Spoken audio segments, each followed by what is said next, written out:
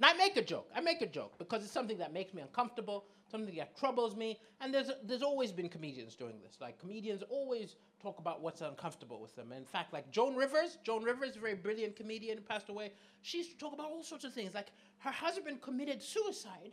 A few days later, she was doing jokes about it, right? She did jokes about the Holocaust. People got angry with her, yelled at her, and she was like, look, it's this horrible thing. This is how I cope with something that horrible. I make fun of it. Now, I bring it up because it's easy when someone does something criminal, right? When someone does something criminal, there's no questions asked. We all agree. No one is defending Rolf Harris, right? No one is defending Bill Cosby because we all agree what they did was wrong. When they get blacklisted, when they get deplatformed, everyone's like, yes, that makes sense. But a lot of people in the last 2 years, of my 47, not all of them have got in trouble for stuff which they've done. Some of them have got in trouble for stuff which they've said, for uncomfortable jokes they've made. That has been like Joe Brand. Joe Brand's on the list, right? Joe Brand told a joke. Joe Brand told a joke about throwing acid in the faces of people like Nigel Farage. People got very angry. And it's not like she's in prison, but you've probably not heard her on the radio recently, right? It had a tangible effect, right? Also, lots of white people have lost their jobs for being racist on social media. Now, I'm looking around the room, there are quite a lot of white people. You are all in danger. You're in danger. You don't even realize you're in danger. You could enjoy the show. Right? Chelsea, you could love the show. After the show, you could go home and tweet how much you liked the show. You used the wrong GIF image to represent me. Monday, no more programming for you. It can happen, right? It keeps happening. Some of these people say they were accidentally racist. Oh my God. I worry for you people. And I've realized you've paid money to give money to my show. So I'm going to give something back. I've come up with a few tips for white people for how not to lose your jobs for being racist on social media, okay? Few simple tips. Now look, the brown people in the room, do what you like. You're fine. Tweet what you like. You're totally fine. You're like, are you a mixed race? So you're fine. Tweet what you like. Half of you can tweet what you like. The other side, be careful. Be careful. Just half of you. Just half. 50-50. Like, you can just be half offensive. Okay. Right? No, but honestly, you need to think about it. So I've come up with helpful tips for the white people in the room for not lose your job when tweeting about brown people on social media. Tip number 1, very easy one. Stay away from the zoo. Yeah. Don't mention giraffes or lions. Also, no animation references. No Hakuna Matata or something like that. For the love of God, just stay away from the zoo. It's a bank holiday. The zoo is closed. Closed! Tip number 2, if you're white and you come across a post about something like the Music of Black Origin Awards, right? Or something like, Black History Month. And you find yourself thinking like, wait a second. Why do they get their own month? They get a month. I don't have a month. There was White History too. When's my month? Just remember, all the other months are yours. All of them, you've got them covered. Like especially December. There's snow. There's eggnog. It's all white stuff, man. It's white. Why do you think they call it a white Christmas? It's yours, like 100%. Kissing under bushes, that's white. That's all white stuff. Whitest holiday ever. And then the final one. I didn't even know. Actually, no. What am I saying? The two more. Okay, so this one is a new one. This is a new one. This is the first time I had to add this because of the BBC. Now, look, if you are working for the BBC, right, and you have to put together a video about a celebrity who has passed away, who happens to be black, Google them. Okay, now the reason I'm making this additional thing is Are you aware of this? So 2 weeks ago, very tragically, Kobe Bryant passed away, right? And when the BBC did their little, their little memorial of him, they used the image of another black basketball player who looks nothing like, yes! Someone said no with disbelief, yes! But then to compound it, they apologized. Look, it's a mistake. I'm not saying no one makes a mistake. We can't go straight to racism. Maybe it was an innocent mistake. But then, a few days later, there are two black MPs who look nothing alike. They posted a picture of one with an image of the other one. Just Google. You're on your computer anyway. Google. What does Kobe look like? Also, Kobe, there were probably like 500 other memorials. Just go to CNN and steal that image. But look, I'm saying this here. Actually, I was called by the radio, and they asked me to come on and talk about it. I said, hell no. Because I work for the BBC. I've got a show on the BBC, the Citizen of Nowhere. I don't want to lose it. And then also, part of me just kind of hopes that the person who made these mistakes, mistaking black people for each other, I hope that's also the person who assigns pay packets. Because I would love them to accidentally send me Lenny Henry's salary.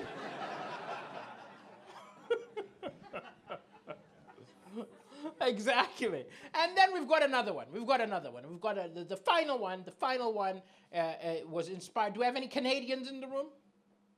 No, this was inspired. I have it at the beginning of the tour. But again, number 38 on my list of now 49 was Pierre Trudeau. Justin Trudeau. Shit, I've confused the Trudeaus. Well, they're their family, so it's understand. Now I'm confused. Which one was it? It was Justin, right? It was Justin. Pierre was his dad. Right, okay. So, essentially, Prime Minister of Canada got in trouble and made me realize I had to add tip number 4. If you're white and you have to go to a Christmas or like a Halloween or just any costume party, and you find yourself thinking, I need a costume. What can I wear? And then you realize, you know what I could do? I could just paint my face. You can paint your face. It's a free country. We're not going to stop you from using paint. But for the love of God, go pastel. Bright orange, you're fine. Blue, you can't offend a Smurf. But I'm not angry, right? When I bring up these jokes, sometimes people say, people these days are so angry. Huh? People are such snowflakes. People get so angry, you can't say anything. People are so angry. I don't actually know anybody who gets angry by this stuff. What actually happens is you read about it, you look at them and you say, twat. Right? You're not actually angry. They're really like, people are so sensitive. No one's sensitive. They're just thinking you're a twat, right? And then more than that, I don't get angry. I get amused. Not at what they post, but at their defenses. Do you remember what happened with Danny Baker? Okay, if you don't remember this, essentially last year, Danny Baker, BBC broadcaster, right? BBC broadcaster, royal baby was born. Meghan Markle has a child. The child is mixed race. He represents this child on Twitter with the image of a chimpanzee. He did not listen to Daliso's rule number 1. Stay away from the zoo. Now there's a lot of debate. There were people defending it, saying, it's just harmless. It's just a picture of a chimpanzee. It's just cute. It's a cute chimpanzee. And then there are other people saying, but look, historically, black people have had to deal with people yelling monkey sounds at them. This is totally unacceptable. People arguing he lost his job. Now, I don't think he had to lose his job, because other people have done worse than he did, kept their jobs. Anne-Marie Morris said the N-word in Parliament, kept her job. The difference is she apologized properly. Danny Baker's apology began, you guys are sick in the head to think that I meant anything negative. But if that's what you think and you're offended, I'm sorry. And I was like, that's not an apology. You have got to apologize if you get in trouble on social media. You got to apologize the same way you would apologize to your wife. Could you imagine beginning an apology to your wife with, "You are sick in the head." But if you really think it's insensitive that I forgot your birthday, I'm sorry. It's not gonna work, is it? She will cut something off. And the other thing he said is like, "Look, man, I couldn't have meant anything. I couldn't have meant anything. There's not a racist bone in my body." Right? This is the same defense we just said. There's a bit of broadcast. What am I saying? We had 50, not 49. Did you see this broadcaster a few days ago who made some comment about angry black lads and stuff like? Well, anyway, I didn't write a joke about it because I didn't know who he was. But either way, his defense was, "Hey, there's not a racist bone in my body." And whenever I read this, I'm like, dudes, that's not how racism works. It's not in the bones. I've never heard of a surgeon looking at an x-ray and going, "Whoa, whoa, whoa. I need a second opinion on this. His elbow clearly hates Pakistanis, man." It's not in the bones. And people want it to be simple, don't they? They want it to be, oh, there are people who are racist and there are people who are not racist. Because people are always saying, "I'm not a racist." In fact, my American friend, your president's always saying, "I'm not a racist. I'm not a racist. I'm not a racist." No, I'll tell you the truth. I believe him. Because I don't know if I've ever met a racist. No one is racist all the time. No one has horns, wakes up in the morning, eats their porridge in a racist way. "Why are there black spots here?" Walks down the street, kicks a black person, spits on a white person. No one is like that. It's not realistic. We're complicated people. We have contradictions, right? I know one person thought he wasn't racist at all because he was a white person whose best friend was a black person. But at the same time, when his daughter brought home a black person who she was interested in, he lost his mind, right? So you can have these contradictions. You can be someone who's all for equal rights, but maybe your sense of humor is kind of racist. I have contradictions. I do. I'll admit, I like to think of myself as someone who's pro-feminism, right? Someone who's all for equal rights, equal pay for women, but at the same time, if you took a long, hard look at my internet search history, there are a few websites I don't think I could defend. We're complicated people. Also, we don't all react to things the exact same way. We don't. Because people always think we have the same reaction. My reaction to Liam Neeson might even surprise you. Do you remember when Liam Neeson got in trouble? Oh, yes. Number 33. Okay, so Liam Neeson, if you don't remember last year, just decided to tell us. Nobody asked him. But he decided to tell us that 40 years ago, a friend of his was assaulted by a black person. He was full of rage. So he grabbed like a big metal kosh, like a big stick, started walking the streets of Ireland looking for a black person, any black person, to kill. And this maybe should have horrified me, but I was reading it like, Liam Neeson walking the streets of Ireland to kill a black person? I would watch that movie. Because I don't think I care. I don't care. Number one, it was 40 years ago. Also, it was a fantasy. Who knows what would have happened if he actually met a black person? Because he could have been prowling the streets saying, "I'm going to kill a black man. I'm going to kill a black... Oh, this fucker's pretty big. Okay. I'll keep looking. Maybe I'll run into Webster. Okay. Also, he regrets it. Right? But the interesting thing is, even if he didn't regret it, even if he had racist thoughts now, I don't know if I would care. He's an actor. He pretends to be someone else. I don't care what's going on in his head. Some people care. I have a friend who used to love Morrissey's music. Morrissey started saying some pretty naughty things.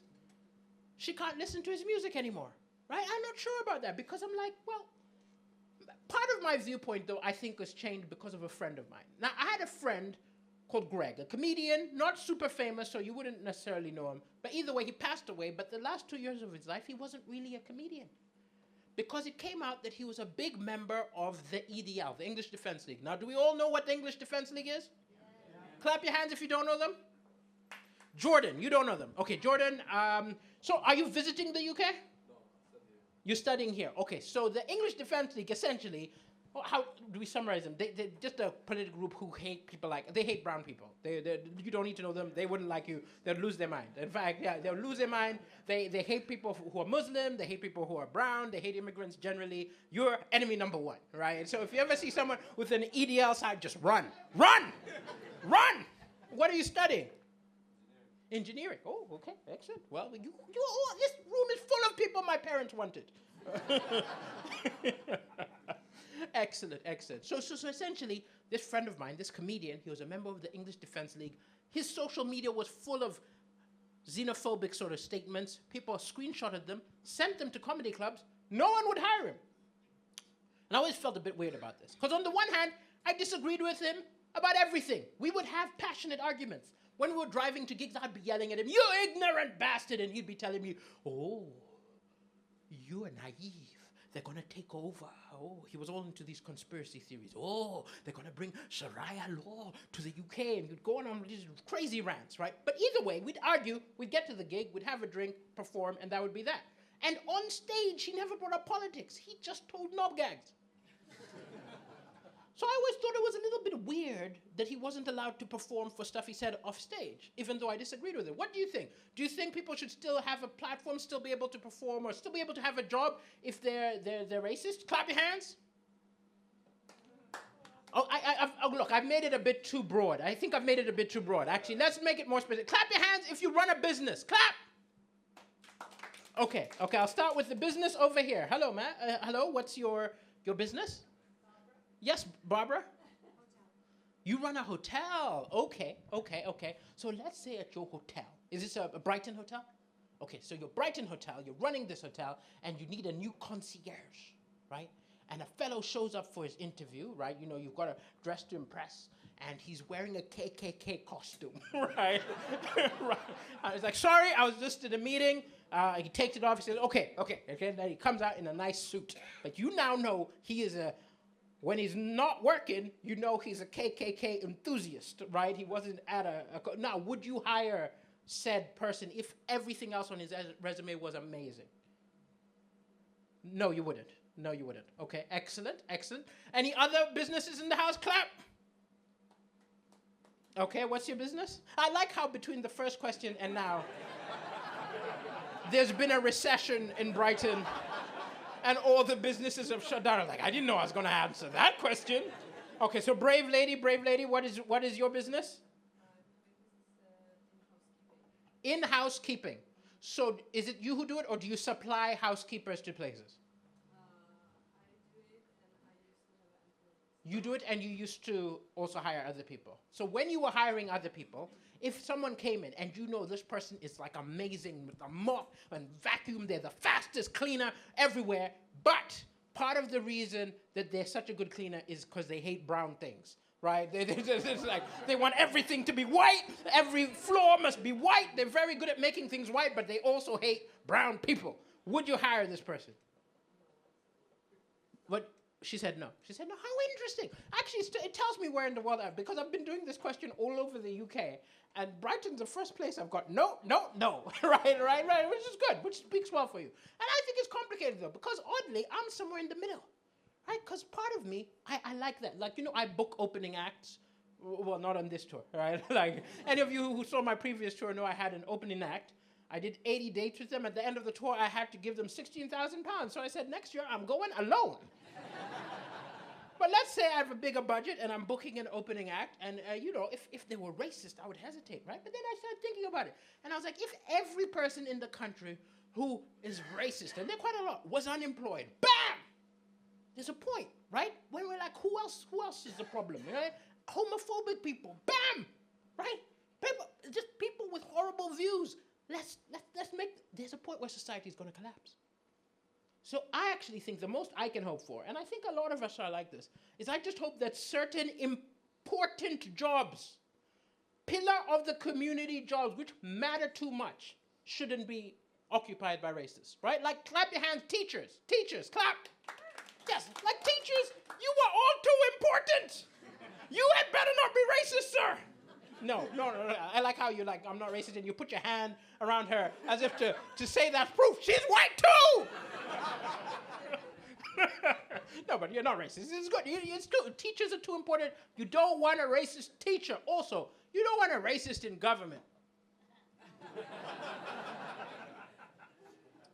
But there are other jobs. I don't care if my plumber is racist. All I care for when paying for plumbing is the price.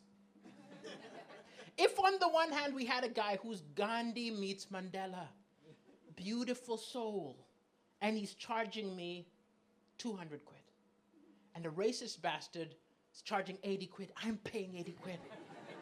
He could even be swearing at me while fixing my pipes. He could be like, "Yeah, black bastard, go back to Africa." I'll be like, "I'm going back to Africa with 120 quid.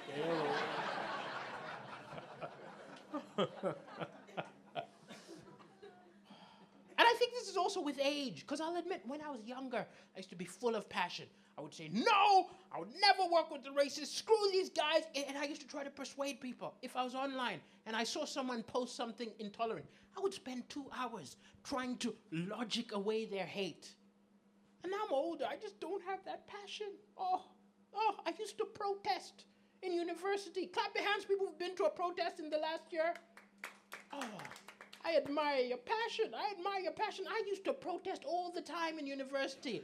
Last year, I got ready to go to a climate change protest in Manchester. I woke up in the morning, it was cold. I said, I'll go when the climate changes. I'm sorry. Oh. I just don't have that youthful passion, right? And then it's not that my views have changed. I wish I did too, because now I've got the responsibility, because now I've got a platform and I'm on the list. There's a list, which you might not know about, of D-list and E-list black celebrities who get called every time something race-related happens. This is why I got the call when the BBC misidentified Kobe, because I'm on the list. And you're going to notice it now. Every time, next time someone does something, just wait. Next morning, all the morning shows have one random black person. And when they first called me, I was like, why are they calling me? I've not written a book on race, right? I've not got a PhD in social, studies or something like that. No, why me? And I figured it out. They're probably there thinking, we need to talk about this. Oh no, all our anchors are white. We need to bring in somebody black. And one of them's like, let's get Idris Elba.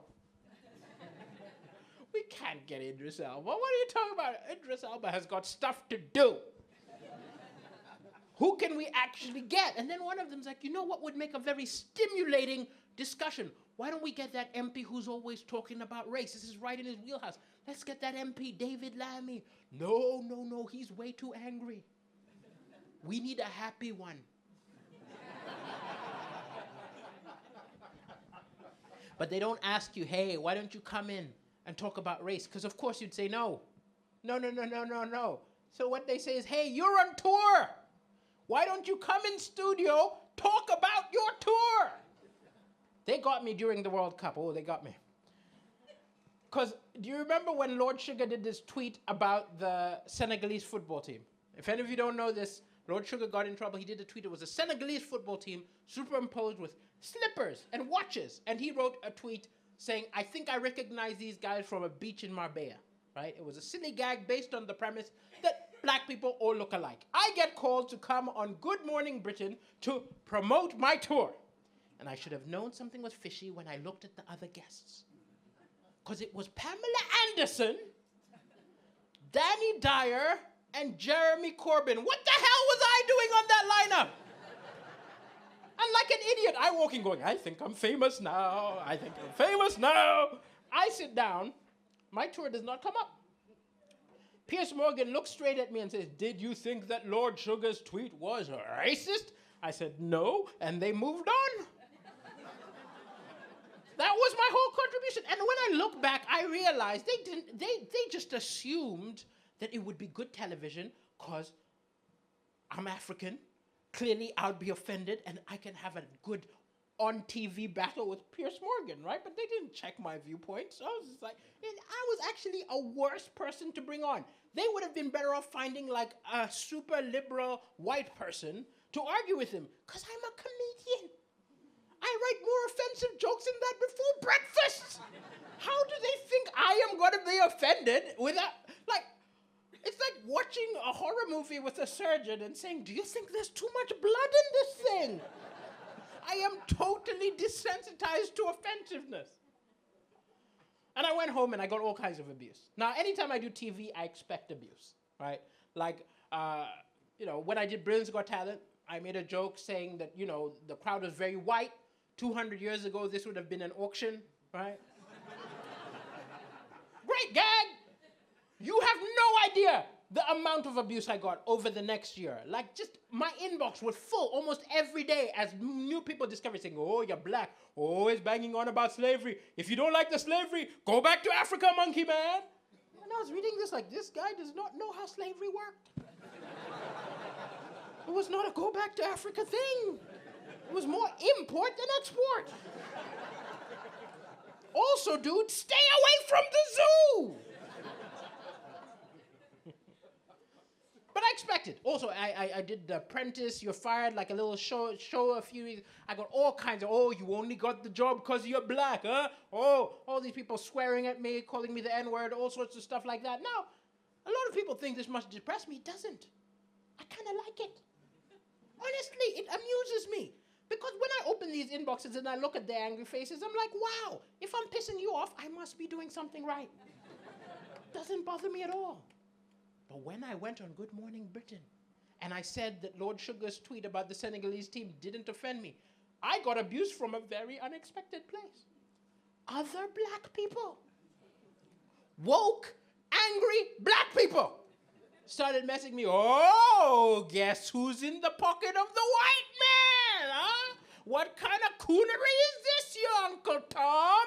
Huh? How much money did they give you to sell your soul? And I was like, I didn't know money was available. Who do I invoice? I made fun of it, but it was kind of depressing while it was happening because there were people who were my die-hard fans saying, I used to love your comedy, but now that you said this, I'm never going to watch it again. And I was like, wait, we disagree on one thing? I don't find it offensive. You find it offensive. That's it? You're not going to watch me again? And then there were other people who tried to start like a little movement. Hashtag cancel Daliso Chaponda. Right? Now you are aware of this term, cancel whoever. Right? If you're not aware of this, this happens a lot more now and that. Essentially, when something comes out about something, or you find out years ago, Kevin Hart did jokes about homophobic jokes, or you find out that an author like Ernest Hemingway, right, being taught in school curriculums, and then it comes out that he actually wrote racist stuff in his diaries, right? Then there's a big sort of hashtag cancel Kevin Hart, hashtag cancel Ernest Hemingway. And what that means practically is if it's a writer, they're like, stop teaching their books on school curriculums. Get rid of their books, take them out of libraries, take them off Amazon, get rid of them. If it's a musician, they're like, get rid of his music, burn his music, destroy his music. And I kind of understand, but at the same time, I don't know how practical it is, because you can do it very easily with a musician, a comedian. If you wanted to cancel me, it's easy, get rid of all my stuff. But what are we going to do when it turns out that an architect was racist? Are we going to just start bulldozing buildings? Or what if Galileo was a nonce? Will we be like, sorry kids, the world's flat? But I understand the impulse, because wouldn't it be a wonderful, better world if everybody talented was a good, humane, understanding person, and everybody untalented was a horrible human being? Wouldn't that be great? But it's not like that. People are complicated.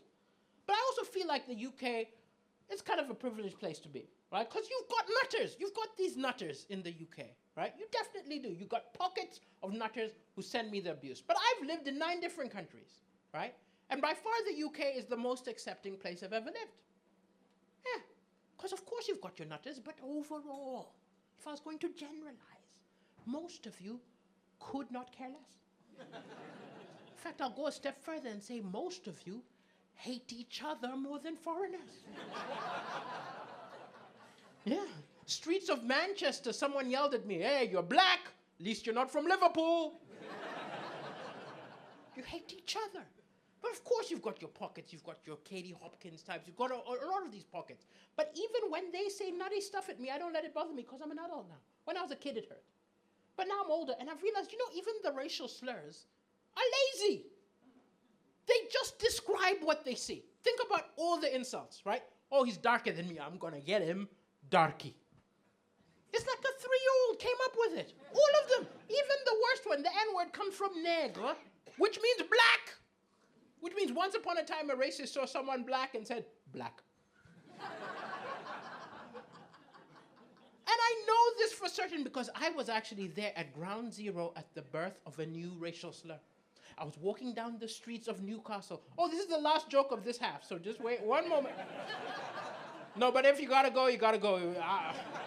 If I made you laugh till you pissed yourself, that would be quite an achievement. Okay, so this is the last joke, so don't worry. Don't worry, people who are antsy. This was actually a longer first half than usual, because you were very chatty and you brought up people I didn't know, which is lovely. But the show is growing. Okay, so I was there on day one of a new racial slur forming, and this is when I realized they just describe what they see, because I was in Newcastle walking with a white woman. I do that sometimes.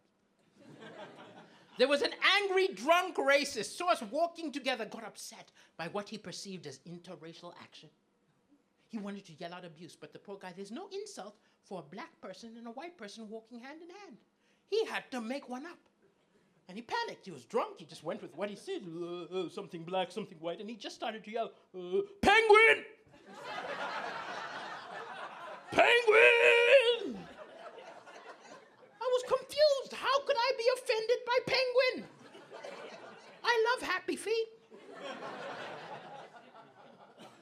I almost wanted to help him out, right? Because there are other things that are black and white. He could have pointed and said, hey, old television, chessboard, polka dot, that song by Michael Jackson. Michael Jackson.